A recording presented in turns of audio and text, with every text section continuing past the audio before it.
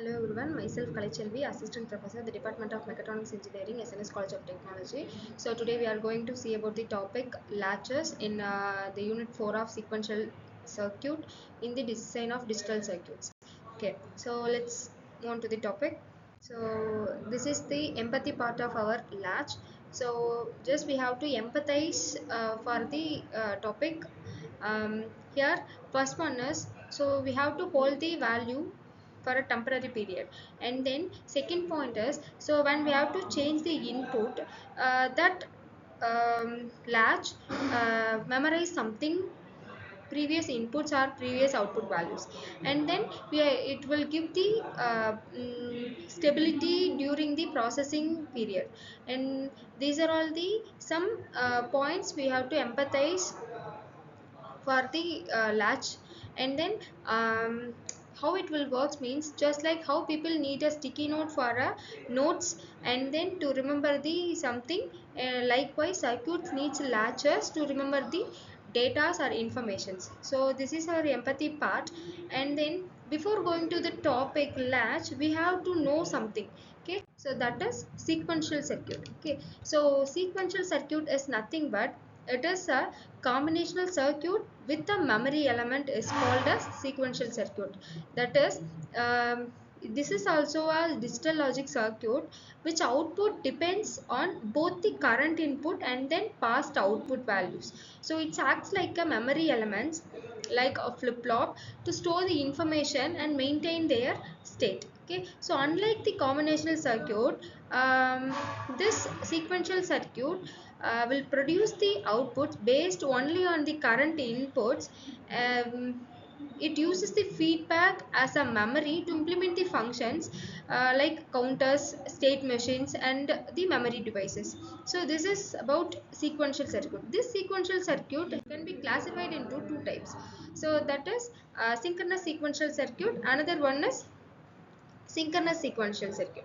Okay, so this synchronous sequential circuit means this circuit have only input values and then output values. So this circuit enable based on the enable input only, that is active inputs. And then this sequential circuit have the clock pulses, means it is called as synchronous sequential circuit. Okay, so this is the difference between the asynchronous and then synchronous sequential circuit. So now coming to the latches. This latches is a digital circuit which converts its output according to its the input instantly. So this latch is nothing but it is a single bit storage element, that is stores a single bit of information and holds their values until we have to update it by a new input signals. So this is used in the digital system for a temporary storage. So latches are basic storage element that operate with the signal level. So this latches controlled by a clock signal, means it is called as flip-flop. So we will discuss on the next class. So here this latches are level sensitive devices. So latches are useful for designing the asynchronous sequential circuit. So this latches are sequential circuit with two stable states. Actually this latches are also called as bistable variant. And then latches can be implemented using the various digital logic circuits like AND, OR, NOT, NAND, and OR gates. So it has various types also. These types are SR latches, JK latches, D latches, and then T latches. Actually, the D and SR latches also having the gated SR latch and then gated D latch. So this is mind map of the latch circuit. So during the latch, we know about the sequential circuit, and then the types SR, D, and then JK and T latches also. It stores 1 bit data only, and then these latches are controlled by the input signals. Actually, it is called as bistable multivibrator. Actually, this latch is a basic memory element. So this is our mind map of this latch. So these are all the types. That is, we already know about SR, JK, D, and then T. So this SR flip flop is at the NOT gate is called D flip flop, and then the JK is commonly given in a single input. It is called a T flip flop. Okay. SR is nothing but set and reset latches, which is the simplest form of latches and implemented using two inputs, that is S and then R. Their outputs are Q and Q bar. And then next we have the D latch. Here these D latches are known as transparent latches, and this is implemented using two inputs, that is data, and then this inverted into data input. Okay, so this is the two inputs, and then as usual two outputs are Q and Q bar. So one is normal output, another one is inverted output.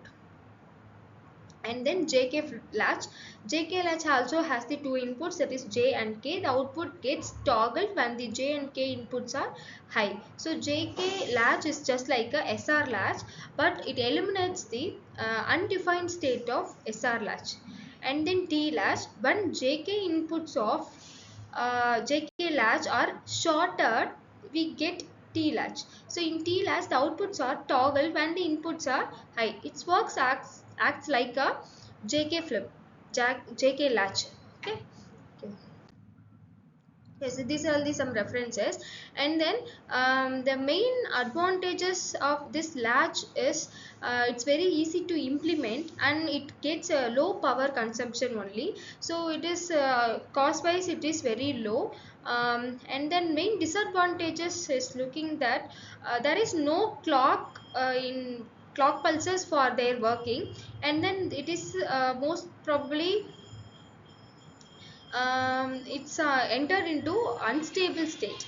So and then it has the timing of latches can be complex and difficult to specify, making them less suitable for real-time control application.